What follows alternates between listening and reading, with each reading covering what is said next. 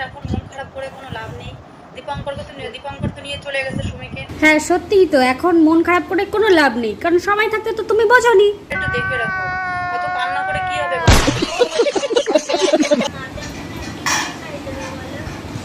তোর মায়ের অপেক্ষা করে লাভ নেই, কারণ তোমার মা তো অন্য একজনকে খাওয়াতে ব্যস্ত।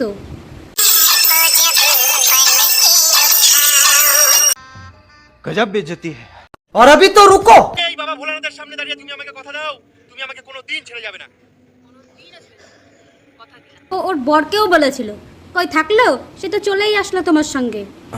ये बड़ी अच्छी बात कही आप। দীপঙ্কর ডাক তোর জন্য খেয়ে নিছি, খাবি?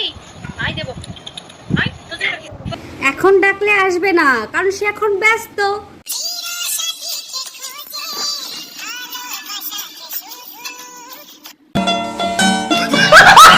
তুমি তো আগে থেকেই বলে দিয়েছো তোমার বরকে নতুন করে আবার বিয়ে দেবে একটা, ঠিক আছে, কমেন্টে জানাতে বলেছো।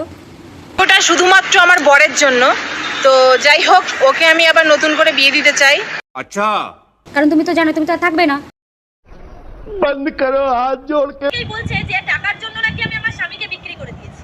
আচ্ছা তোমরা একটু বলতে পারবা যে নিজের স্বামীকে কত টাকা পেলে বিক্রি করা যায়? और 50 रुपया कट ओवर एक्टिंग के वजह।